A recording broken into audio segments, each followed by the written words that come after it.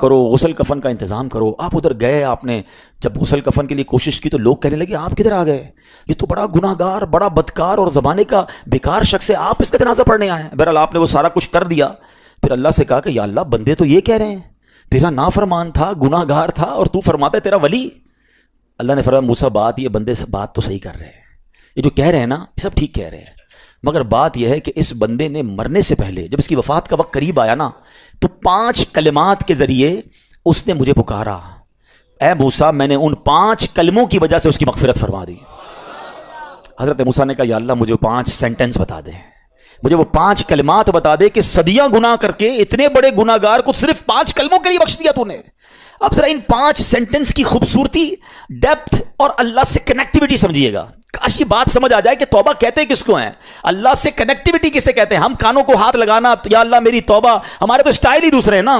توبہ کسی اور شے کا نام ہے، توبہ کے لیے کوئی بہت بڑا اہتمام کرنے کی ضرورت نہیں ہے، بس دل سے ایک بار پکارنے کی ضرورت ہے. سچی پکار ہو جائے، ایک بار سچی کنیکٹیوٹی ہو جائے، وہ کریم پچھلے سارے گناہ معاف فرما دیتا ہے. اس پتہ ہے گناہ گار نے وہ 5 جملے کیا کہے؟ وہ کہتا ہے اے اللہ تو جانتا ہے کہ میں نیکوں سے محبت کرتا ہوں اگرچہ خود نیک نہیں ہوں. ذرا سوچئے، میں خود نیک نہیں ہوں مگر تو جانتا ہے مجھے نیکوں سے پیار بڑا ہے. دوسرا سینٹنس کیا تھا؟ یا اللہ تو جانتا ہے میں گناہ گاروں سے بغض رکھتا ہوں، فاسقوں سے بغض رکھتا ہوں حالانکہ میں خود گناہ گار ہوں. سمجھ رہے بات کو؟ اپنے گناہوں کا اعتراف، اقبال جرم ہے. بندے کو کہو تو گناہ گار، بولتا ہے میں کدھر گناہ گار بھائی، مجھ سے بڑا تو نیکی کوئی. ہم تو پہلے یہی ماننے کے لیے تیار نہیں کہ میرے گناہ کتنے ہیں. اللہ کی بات دنیا سے چھپا لو، اللہ سے چھپتا نہیں کچھ. ادھر اقبال کریں، ادھر مانیں، ایکسیپٹ کریں. ہاں دنیا کی عدالت میں اگر ہم کہیں جا کے اپنا جرم ایکسیپٹ کریں سزا سنائی جاتی ہے. سبحان اللہ، میرے رب کی رحمت کے انداز ہی نرالے ہیں، اس کی عدالت کے دستور نرالے ہیں. کوئی سچے دل سے جا کے مان لینا یا اللہ میں سب سے بڑا گناہ گار، اس کی رحمت اس کی بخشش فرما دیتی ہے. اس نے کہا کیا کہا؟ یا اللہ ہوں بڑا گناہ گار، میں گناہ گاروں سے نفرت رکھتا ہوں مگر مولا خود بھی گناہ گار ہوں. تیسرا جملہ کیا تھا؟ یا رب اگر مجھے معلوم ہو جائے نا کہ میرے جنت میں داخل ہونے سے تیری ملکیت میں کوئی کمی آ جائے گی تو پھر میں تیری جنت کا کبھی تجھ سے سوال نہیں کروں گا، کیونکہ مجھے پتا ہے تیری جنت بہت بڑی ہے. مجھے داخل کر کے تیرا کچھ بھی نہیں جانا، تیرا کچھ نہیں جانا، میرا بیڑا پار ہو جانا ہے تو پھر میں تجھ سے کیوں نہ مانگوں؟ مجھے بخشنے میں تیرا کیا جائے گا؟ تو کریم، تیری جنت بہت بڑی، تیری رحمت بہت بڑی. تو یا اللہ مجھے اگر یہ معلوم ہو جائے کہ مجھے جنت میں داخل کرنے سے تیری ملکیت تھوڑی ہو جائے گی پھر میں جنت نہیں مانگوں گا. چوتھا سینٹنس کیا تھا؟ یا رب اگر مجھے معلوم ہو جائے کہ میرے جہنم میں داخل ہونے سے تیری ملکیت میں اضافہ ہو جائے گا تو میں جہنم سے تیری پناہ بھی نہیں مانگوں گا. اگر جہنم میں ڈالنے سے تیری ملکیت میں، تیرے ملک میں اضافہ ہو رہا ہے تو پھر مجھے ڈال دے جہنم میں راضی ہوں، مگر مجھے پتا ہے کہ مجھے جہنم میں ڈالنے سے تیری ملکیت میں کوئی اضافہ نہیں ہوگا. تو ویسے ہی مالک ہے، تو ویسے ہی خالق ہے، سب کچھ تیرا ہے. اور آخری جملہ سنیے، وہ کیا کہتا ہے؟ یا رب اگر تو مجھ پر رحم نہیں کرے گا تو پھر کون کرے گا؟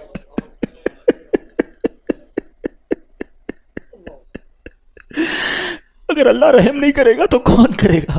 آج اس کی رحم کی بھیک لینے تو آئے ہیں، آج اس کے کرم کی خیرات لینے تو آئے. ہم مانتے ہیں یا اللہ، ہم سب ایکسیپٹ کرتے ہیں، ہم نے بہت گناہ کیے، ہم نے بہت خطائیں کی، لوگوں سے ڈر لگتا رہا کہ کوئی دیکھ نہ لے. مالک معلوم تھا تو دیکھ رہا ہے، پھر بھی ہم نے گناہ کیے.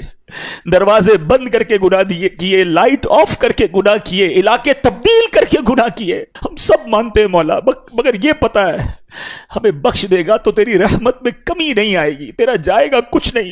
ہم بھی تیرے بندے ہیں، ہم بھی تیرے بندے ہیں، تیرے محبوب کے امتی ہیں مولا. تو رحم نہیں کرے گا تو کون رحم کرے گا؟ حاصل کریں. جب حضرت عبدالرحمن بن عوف کو ہوش آیا نا تو لوگوں نے کہا کہ آپ کی طبیعت کیسی ہے؟ تو آپ نے کہا کیا مجھ پر غشی طاری ہو گئی تھی؟ تو کہا جی. تو کہتے ہیں بے شک میری بے ہوشی میں میرے پاس 2 فرشتے آئے اور کہنے لگے تم چلتے نہیں کہ ہم تمہیں خدا کی بارگاہ میں لے جائیں اور تمہارے بارے میں فیصلے لیے جائیں. دوسرے فرشتے نے کہا انہیں لوٹا دو، یہ ان افراد میں سے ہے جن کے لیے ان کی ماؤں کے پیٹ میں ہی سعادت مندی لکھ دی گئی تھی، اور ان قریب اللہ تعالیٰ ان کے ذریعے ان کی اولاد کو جب تک چاہے گا نفع دے گا. اس کے بعد آپ رضی اللہ تعالیٰ 1 مہینہ مزید زندہ رہے، اس کے بعد انتقال ہوا. تو پتہ چلا کہ آپ کی والدہ نے نماز پڑھی، اللہ سے مدد مانگی اور آپ کو اللہ نے ایک نئی زندگی عطا فرمائی. تو آپ اپنی زندگی میں اس پریکٹس کو آج اس آیت سے دیکھیں. ہم نے کرنا کیا ہے؟ ہم جو بیان میں آئے تو صرف بیان نہیں سننا ہے، ہمیں اللہ نے مجھے کہا کیا ہے. ہم اس ٹاپک کو لے کے اسی لیے چل رہے ہیں نا کہ میرے رب نے ڈائریکٹلی مجھ سے کیا بات کی ہے. تو آج اس آیت میں یہ لیسن مل رہا ہے کہ جب کسی پرابلم میں ہے، کلیمٹی میں ہے، تو اللہ کی طرف جانا ہے اور نماز से मदद चाहनी है, वस्तईनु बिस्सब्रि वस्सलाह। अच्छा, अब आप देखिए प्यारे आका की नमाज की कैसी आदत थी। बादल गरजते थे, आंधी चलती थी, है किसी बुरी खबर की इतला आ रही होती थी, नबी पाक नमाज की तरफ चले जाते। अच्छा मुझे बताएं, नमाज इस्तिस्का क्या है? बारिश नहीं हो रही है, प्यारे आका नमाज पढ़ा रहे हैं। सूरज गहन हो रहा है, नबी पाक नमाज पढ़ा रहे हैं। चांद गहन हो रहा है, प्यारे आका नमाज की तरफ। यानी किस कदर अल्लाह की तरफ रुजू है। And whenever anything bad happen या गोइंग टू बैड हैपन, होने वाली लग रही है, कुछ बड़ा होने वाला है, हमें भी तो खबरें आ रही होती है ना कि भाई कल बहुत शदीद बारिश होगी, ना करे कोई और बुरी खबर एक्सपेक्टेशन है, आपको कारोबार में कोई ऐसी खबर आने का डर है, या आपकी कोई शिपमेंट जा रही है, व्हाटएवर आप चाहते हैं हर चीज बेहतर हो जाए। कुरान ने फॉर्मूला दिया ना, वस्तईनु बिस्सब्रि वस्सलाह। अल्लाह ने डायरेक्टली मुझे और आपको कहा है। तो from now onwards make your practice कि मैंने इंशाअल्लाह नमाज से मदद लेनी है। और आप अपनी आंखों से देखिए, आप अल्लाह से अर्ज भी करें कि अल्लाह तूने कुरान में कहा मदद ले, मैंने खड़ा हो गया नमाज के लिए, तो नमाज से आपने मदद लेनी है। अच्छा, अब उसके बाद आयत का जो सेकंड पार्ट है कि सब्र से भी मदद लेनी है। और आगे क्या फरमाया, इन्नल्लाह मअस साबिरीन, अल्लाह साबिरों के साथ है। सुभान अल्लाह। इसका मतलब यह हुआ कि अल्लाह ताला अपने इल्म कुदरत के साथ वैसे तो हर किसी के साथ है, लेकिन यहां सब्र करने वालों का खास जिक्र इसलिए हुआ ताकि इन्हें मालूम हो जाए कि अल्लाह ताला इनकी मुश्किलात को दूर फरमा देगा। मगर करना क्या है? सब्र करना है। अच्छा, अब सब्र के बारे में दो बातें बड़ी अहम हैं कि सब्र, नॉर्मली हम जब भी सब्र के बारे में सुनते हैं तो सब्र हम कहते हैं यार तकलीफ आई है सब्र करो, यकीनन ये भी सब्र है, मगर सब्र की एक और किस्म भी है जो उससे भी सुपीरियर है, जो उससे भी अफजल है। और वो क्या है? गुनाह के लिए दिल चाहे, हराम के लिए दिल चाहे, नफसानी ख्वाहिशात बुरा काम करवाना चाह रही हैं और बंदा उस पर सब्र करे। ये सब्र जो है ना, ये शरीयत को और महमूद है और बड़ा अफजल है कि इंसान को जी चाहे कि फला गुनाह करना है मगर वो उस पर सब्र करे। और दूसरा सब्र वही है जो हम जानते हैं कि कोई मुसीबत आ जाए, कोई आफत आ जाए, कोई हमारा अल्लाह ना करे किसी से लड़ाई हो जाए, हमें कोई बुरा भला कहे, हम उसे माफ कर दें, सब्र करें। जिस्मानी तकलीफ है, कारोबार में प्रॉब्लम है, हम अल्लाह की रजा पर राजी रहें। तो ये दो किस्म के सब्र हैं। और जब कोई बंदा सब्र करता है ना, तो कुरान और हदीस और बुजुर्गान दीन के अकवाल से मैं आप इसको इसके 10 फायदे बताना चाहता हूं। मैं कहता जाऊंगा, आप अल्लाह के जिक्र की नीयत से सुभान अल्लाह भी कहते रहें, जन्नत में दरख्त भी लगाते रहें। ठीक है? अल्लाह ताला सब्र करने वालों के साथ है। सब्र करने वाले को उसके अमल से अच्छा अजर मिलेगा, सब्र करने वाले को बेहिसाब अजर मिलेगा। सब्र करने वालों की जजा देखकर कयामत के लोग हसरत करेंगे। सब्र करने वाले रब्बे करीम की तरफ से दुरूद और हिदायत और रहमत पाते हैं। सब्र करने वाले अल्लाह को महबूब हैं। सब्र आधा ईमान है। सब्र जन्नत के खजानों में से एक खजाना है। सब्र करने वाले की खताएं मिटा दी जाती हैं और सब्र हर भलाई की कुंजी है। अब आते हैं इन दोनों सब्र को थोड़ा सा डिफाइन करते हैं। एक नफसानी ख्वाहिशात, गुनाह का जी चाहता है, क्योंकि नफ्स है ना, वो तो हर वक्त मौज मस्ती चाहता है, वो तो हर वक्त चाहता है जनाब बस ये भी काम कर लूं, वो भी कर लूं। अब मुझे ये देखना है कि मेरा ये काम अल्लाह को राजी करेगा या रब को नाराज कर देगा। लेकिन जो नफसानी ख्वाहिशात पर सब्र करता है ना, गुनाह से अपने आप को बचाता है, कुरान क्या कहता है, व अम्मा मन खौफ मकाम रब्बिही व नहन नफ्स अनिल हवा फइन्नल जन्नत हियल मअवा। और रहा वो जो अपने रब के हुजूर खड़े होने से डरा और नफ्स को ख्वाहिश से रोका, तो बेशक जन्नत ही उसका ठिकाना है। दिल चाह रहा है, शैतान कह रहा है कर ले, कोई देखने वाला नहीं है, इलाका भी चेंज कर लिया, शहर भी तब्दील हो गया, nobody here to watch you, मगर अल्लाह देख रहा है। अच्छा, नॉर्मली अगर गौर करें गुनाह करते क्यों हैं, जितने भी गुनाह है, what ever the list of गुनाह उठाइए, कोई शराब पीता है, कोई बदकारी करता है, माद अल्लाह, कोई जुआ खेलता है, कोई जनाब बेहयाई करता है, गंदी चीजें देखता है या झूठ बोलता है, वॉट एवर, इन तमाम गुनाहों में थोड़ी सी लज्जत है, टेस्ट। ठीक है? गीबत में भी टेस्ट है, बल्कि किताबों में आया कि गीबत में शराब से भी ज्यादा मजा है, जब भी तो बंदा छोड़ता नहीं है।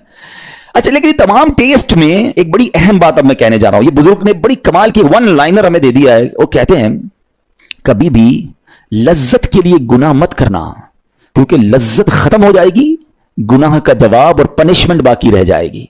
अब आप इस फॉर्मूले को सामने रखें कि जब भी हम गुनाह करते हैं, फ्यू मिनट्स या फ्यू आवर्स की एक इंजॉयमेंट है, आफ्टर दैट इंजॉयमेंट खत्म, मगर उसका जवाब बाकी है, अजाब बाकी है, अल्लाह ना करे अल्लाह नाराज हुआ तो पनिशमेंट बाकी है। तो क्या फरमाया, इंजॉयमेंट के लिए गुनाह मत करना, इंजॉयमेंट खत्म हो जाएगी, अजाब बाकी रह जाएगा। और अगला सेंटेंस कितना खूबसूरत है, फरमाते कभी भी तकलीफ की वजह से नेकी मत छोड़ना, तकलीफ खत्म हो जाएगी, अजर बाकी रह जाएगा। है? अब मिसाल देता हूं, इसके 2-3 एग्जाम्पल समझिए। गुनाह की एग्जाम्पल तो आप समझ गए कि कोई भी थोड़ी देर का गुनाह करता है, लज्जत पाता है, वो गुनाह खत्म, अजाब बाकी। अब नेकी में क्या होता है, फजर के लिए उठना है, नींद आ रही है, दिल नहीं चाह रहा, आप उठे, आपने वजू किया, फजर पढ़ा, वो उठने की तकलीफ तो खत्म हो गई ना, वापस सोना है तो सो जाइए, मगर फजर का अजर और सवाब बाकी रह गया है। रमजान के रोजे डिफिकल्ट हैं, लेकिन इफ्तार के बाद तकलीफ खत्म हो जाती है, हम खाते पीते हैं, मौज करते हैं, मगर सवाब बाकी रह जाता है। कभी कभी आपको कोई मस्जिद में बुलाता है, यार चलो भाई बयान हो रहा है, इज्तिमा हो रहा है, कोई नेकी की बात हो रही है, नहीं यार दिल नहीं चाह रहा, आप आ गए, आधे 1 घंटा बैठे, फिर चले गए, वो आपका जो टेंशन था या प्रेशर था वो खत्म हो गया, مگر ثواب باقی رہ گیا. تو اب اس فارمولے کو یاد رکھیے گا, جب بھی گناہ آپ کی طرف آئے نا, آپ سوچیں کتنی دیر کا فائدہ ہے. 1 گھنٹہ دوستوں کے ساتھ بیٹھوں گا, بری باتیں کروں گا, 2 گھنٹے فلم دیکھوں گا, 2 ڈھائی 3 گھنٹے, بس اس کے بعد جواب تو باقی ہے نا, قیامت تک اللہ کو جواب دینا پڑے گا. نہیں یار, مجھے انجوائمنٹ کے لیے گناہ نہیں کرنا ہے. اور جب کوئی نیکی کا کام آ رہا آپ کو لگے یار دل نہیں چاہ رہا, مزہ نہیں آ رہا, بوریت ہوگی, چھوڑنا یار, تو بندہ سوچے کتنی دیر کی نیکی ہے, آدھے گھنٹے کی, 1 گھنٹے کی, بس 2 گھنٹے کی, اور ثواب باقی رہ جائے گا. Let's do it. اگر یہ بات سمجھ آ گئی نا آپ کو, تو انشاءاللہ دیکھیے گا گناہ سے بچنا اور نیکیاں کرنا آسان ہو جائے گا. تو اب کیا فرمایا قرآن نے کہ جس نے اپنے نفس کو روکا, کیا خوبصورت آیت ہے, وَأَمَّا مَنْ خَافَ مَقَامَ رَبِّهِ وَنَهَى النَّفْسَ عَنِ الْهَوَىٰ, اور رہا وہ جو اپنے رب کے حضور کھڑے ہونے سے ڈرا اور نفس کو خواہش سے روکا, تو بے شک جنت ہی اس کا ٹھکانہ ہے. اور ایک اور جگہ کمال سے فرمایا وَلِمَنْ خَافَ مَقَامَ رَبِّهِ جَنَّتَانِ, مبارک ان کو جو اللہ سے ڈرتے ہیں نا, صبر کرتے ہیں, گناہ نہیں کرتے, رک جاتے ہیں. قرآن کہتا ہے جو اپنے رب کے حضور کھڑے ہونے سے ڈرے اس کے لیے 2 جنتیں ہیں, 1 نہیں 2 جنتیں ہیں. سورہ رحمان کی آیت ہے. تو پتا چلا کہ نفس کو روکنا یہ آسان بھی نہیں ہے. ہاں دل بہت چاہتا ہے, مگر یہ صبر جو ہے نا, ان اللہ مع الصابرین کا جو معراج ہے, جو ٹاپ آف دا لسٹ صبر ہے, وہ یہ صبر ہے. اچھا اب آتے ہیں ایک اور صبر کی صورت, کہ اب آپ کو کسی نے غصہ دلا دیا, برا بھلا کہا, یا آپ کے مزاج کے خلاف بات ہو گئی, اب آپ نے روکنا ہے اپنے آپ کو. اب غصے کا اظہار نہیں کرنا, لڑائی نہیں کرنی, گالی کا جواب گالی, اینٹ کا جواب پتھر, انگریزی کا مقولہ ہے نا ٹٹ فور ٹیٹ, جیسے کو تیسا نہیں, یہ ہماری شریعت میں نہیں سکھاتی. اچھا آج کل کسی کو کہو یار آپ کیوں یار لڑائی کر رہے ہیں, بھائی میں جواب نہ دوں تو لوگ سمجھیں گے کمزور آدمی ہوں, مجھے اپنا روب بھی تو رکھنا ہے, میں بھی تو پتا چلے کون ہوں, اپنا بتاؤں تو صحیح کون ہوں. سچی بات پتہ کیا ہے, جو ٹٹ فور ٹیٹ کرتا ہے, گالی کا جواب گالی سے دیتا ہے نا, وہ واقعی بتا دیتا ہے وہ کون ہے. وہ اپنا تعارف کروا رہا ہوتا ہے کہ یہ بھی ایسا ہے, میں بھی ویسا ہی ہوں. او بھائی. اچھا پھر ایک اور عجیب جملہ بڑا مشہور ہے آج کل, جناب ہم شریف کے ساتھ شریف ہیں, ہم بدماش کے ساتھ بدماش ہیں. مجھے آج تک سمجھ نہیں آئی یہ کون سا بٹن لگا ہوا ہے آپ کے اندر کہ شریف کے ساتھ آپ شریف ہو جاتے ہیں, بدماش آتا تو آپ بھی بدماش ہو جاتے ہیں. جناب والا, شریف آدمی شریف کے ساتھ بھی شریف ہوتا ہے, بدماش کے ساتھ بھی شریف ہوتا ہے. جب بھی تو وہ غلط آدمی اچھا ہوگا نا. نبی پاک علیہ الصلوۃ والسلام نے گالیاں سن کر دعائیں دی ہیں, پتھر برسانے والوں کو بھی دعائیں دی ہیں, مگر ہم تو تیار ہی رہتے ہیں یار میں بتاؤں گا اس کو میں کون ہوں, ایک گالی دی ہے میں اس کے ساتھ پوچھتے کو گالیاں دوں گا. تو پھر آپ بھی ویسے ہی ہوگا نا جناب. حدیث پاک کیا ہے, ہو از مور اسٹرانگر, ہو از مور پاورفل. اللہ کے حبیب علیہ الصلوۃ والسلام فرماتے ہیں کہ بہادر وہ نہیں, یہ بخاری شریف کی حدیث ہے, بہادر وہ نہیں جو پہلوان اور دوسرے کو پچھاڑ دے, بلکہ بہادر وہ ہے جو غصے کے وقت اپنے آپ کو قابو میں رکھے. اصل بہادری یہ ہے. تو اگر آپ نے واقعی صبر سے مدد لینی ہے, ان اللہ مع الصابرین کا مجدہ لینا ہے, تو بدلے نہیں لینا ہے, معاف کرنا ہے. ذرا مل کر میرے ساتھ شب قدر کی دعا دہرائیے گا, اللہم انک عفو کریم تحب العفو فاعف عنی, اللہم انک عفو کریم تحب العفو فاعف عنی, اللہم انک عفو کریم تحب العفو فاعف عنی. What is the meaning? اس دعا کا معنی کیا ہے؟ اللہم انک عفو, اے اللہ تو معاف کرنے والا ہے, تحب العفو, معافی کو پسند کرتا ہے, فاعف عنی, اللہ مجھے بھی معاف کر دے. ہم کیا کہہ رہے ہیں اللہ سے, اللہ مجھے معاف کر دے, میرے سارے اگلے پچھلے گناہ معاف کر دے. مگر دیر از اے کوسچن, آپ نے معاف کر دیا سب کو؟ بندہ کہتا ہے میں تو انتظار میں بیٹھا ہوں, میں تو موقع کی تلاش میں, بس موقع ملے پھر بتاؤں گا میں کون ہوں. ہاتھ میں آ نہیں رہا بندہ, ٹرائی کر رہا ہوں کسی جگہ آ جائے, بس کوئی اس کے پیسے ویسے آ جائیں, کوئی اس کا معاملہ میرے پاس آ جائے, بس پھر دیکھو کیا کرتا ہوں. بیٹھے اس انتظار میں بیٹھے بہت سارے لوگ, کمال ہے یار. یعنی دشمنیاں پالی ہوئی ہیں, رشتہ داریاں کاٹی ہوئی ہیں, دوستوں کے پاس جا نہیں رہے ہیں, میاں بیوی میں لڑائی ہے, ایک سوری کے لیے بیوی گھر بیٹھی ہے, وہ کہتی شوہر سوری کہتے تو میں آ جاؤں گی, شوہر کہتا ہے بیوی معافی مانگ لے تو میں لے آؤں گا. ارے بھائی کوئی بھی آگے بڑھ کے معافی کر لو بھائی, اللہ سے معافیاں مانگ رہے ہو, بندوں کو معاف کرنے کے لیے کوئی تیار نہیں ہے. مجھے خود بتائے نا یہ کیسی دعا ہے کہ اے اللہ تو مجھے معاف کر دے, میں نے کسی کو معاف نہیں کرنا. یہ بنتی ہے دعا؟ اللہ سے پتہ ہے کیا کہیں, اے اللہ میں نے بندہ ہو کر تیرے سارے بندوں کو معاف کر دیا ہے, تو سب سے بڑا معاف کرنے والا ہے نا, اللہ تو بھی مجھے معاف کر دے. Look at the way to talk, یہ مزہ ہے نا بات کرنے کا, پھر دعا کرنے کا لطف بھی آئے گا آپ کو. تو دشمنیاں نہ رکھیں, غصے پر قابو پائیں, معاف کریں. ایک حدیث سن لیجئے, لرزا دیتی ہے, ڈرا دیتی ہے. اللہ کے نبی علیہ الصلوۃ والسلام فرماتے ہیں جو رحم نہیں کرتا اس پر رحم نہیں کیا جاتا. حدیث کا خلاصہ ہے. اور جو معاف نہیں کرتا اسے معاف نہیں کیا جاتا. اب بتائیے ہم معاف کرتے ہیں, ہم رحم کرتے ہیں؟ ہم کہتے ہیں اللہ ہم پر رحم کرے, ہم کسی پر رحم نہ کریں. نہیں ہوگا رحم, پہلے اپنے اندر تو لائیے یہ باتیں. اب ایک آیت سنیے گا اس کے تحت ایک واقعہ, اور پھر میں بیان کو کنکلوڈ کرتا ہوں. اللہ کریم ارشاد فرماتا ہے الذین ينفقون فی السراء والضراء والکاظمین الغیظ والعافین عن الناس واللہ یحب المحسنین. قرآن میں رب فرماتا ہے وہ جو خوشحالی اور تنگ دستی میں اللہ کی راہ میں خرچ کرتے ہیں. یہ بڑی خوبصورت بات ہے, یہ غریب اسلامی بھائیوں کے لیے بھی مدنی پھول ہے. امیر تو خرچ کرتا ہے نارملی, غریب خرچ نہیں کرتا اللہ کی راہ میں. ہمارے قبلہ مفتی قاسم صاحب نے تفسیر قرآن صراط الجنان میں ایک بڑی پیاری بات لکھی. آپ کہتے ہیں پوری دنیا کے امیروں کا سروے کر لینا, ان کی جو پیسے بڑھنے کی ایک وجہ یہ بھی ہوتی ہے کہ وہ کہیں نہ کہیں چیریٹی کر رہے ہوتے ہیں, مدد کر رہے ہوتے ہیں. وہ مدد اور وہ نیکی ان کے پیسے بڑھا رہی ہوتی ہے. اور پوری دنیا کے غریبوں کا سروے کریں تو ان میں سے بڑی تعداد وہ جو خرچ نہیں کرتی اللہ کی راہ میں. کہتے ہیں ہم کیا خرچ کریں, ہم تو غریب ہیں, ہم پر لوگ خرچ کریں. میں آپ کو فارمولا دے رہا ہوں اور یہ قرآن سے دے رہا ہوں. جو تنگی میں بھی اللہ کی راہ میں خرچ کرتے ہیں, جو خوشحالی میں بھی خرچ کرتے ہیں. آپ تنگی میں آپ روپیہ خرچ کریں, یہ نہیں کہتے آپ 10,000 روپے خرچ کریں, جتنی آپ کی حیثیت. یہ کاروبار ہے, آپ 1 روپیہ دیں گے اور آئے گا, آپ 10 روپے دیں گے اور آپ کسی نہ کسی نیکی کے کام میں خرچ کرتے رہیں, آپ غربت سے باہر آ جائیں گے. If you want to take out yourself from that problem, آپ آئے اللہ کی راہ میں خرچ کرنا شروع کریں. قرآن کہہ رہا ہے کہ جو تنگی اور خوشحالی میں اللہ کی راہ میں خرچ کرتا ہے. اگلا پارٹ کتنا خوبصورت ہے, فرمایا والکاظمین الغیظ والعافین عن الناس, فرمایا اور غصہ پینے والے اور لوگوں سے درگزر کرنے والے. انعام کیا ہے, واللہ یحب المحسنین, اور اللہ نیک لوگوں سے محبت فرماتا ہے. اور پھر ہاں زندگی میں کلیمٹیز, پرابلم, بیماریاں, مشکلیں, قرآن خود کہتا ہے کہ من قریب تمہیں آزمائیں گے. کبھی بیماری آئے گی, کبھی بھوک آئے گی, کبھی مال کم ہو جائیں گے, کبھی ڈسٹربنس آئے گی, خوف آ جائے گا. تو بی ریڈی فار دیٹ, صبر کرنا ہے, کیونکہ اللہ نے فرمایا وبشر الصابرین, صبر کرنے والوں کے لیے خوشخبری ہے. تو اللہ کرے کہ یہ بات ہمیں سمجھ آ جائے اور ہم اس آیت پر عمل کرنے والے بن جائیں تو زندگی بڑی آسان ہو جائے گی. یہاں ایک میں عقیدے کی بات بھی کلیریفائی کر دوں. کچھ لوگوں کو بعض اوقات کنفیوژن ہوتی ہے, یہ لوگ کنفیوژن کریٹ کرتے ہیں. مجھے ایک بات بتائیے گا کہ اللہ کیا کہہ رہا ہے, وَاسْتَعِينُوا بِالصَّبْرِ وَالصَّلَاةِ, اے ایمان والو صبر سے اور نماز سے مدد چاہو. کیا صبر اور نماز خدا ہیں؟ بتائیے, نہیں ہے نا, اللہ تو نہیں ہے. ہم صبر اور نماز کی عبادت تو نہیں کرتے. تو جب قرآن کہہ رہا ہے کہ صبر اور نماز سے مدد مانگو, تو غیر اللہ سے مدد مانگنے کا درس تو ہمیں قرآن دے رہا ہے. تو اس کا مطلب یہ ہوا کہ اللہ کے سوا کسی چیز سے یا کسی شخصیت سے مدد لینے کا مقصد یہ نہیں ہوتا کہ ہم اس کی عبادت کر رہے ہیں. اگر آج کے دور میں کوئی اللہ کے نبی سے کہتا ہے کہ یا رسول اللہ انظر حالنا, یا بھر دو جولی میری یا رسول اللہ, تو یہاں کوئی شرک کی بات نہیں ہے, کیونکہ یہاں یہ نیت نہیں ہے کہ ہم ان کو خدا مان رہے ہیں, یا یہ بھی نیت نہیں ہے.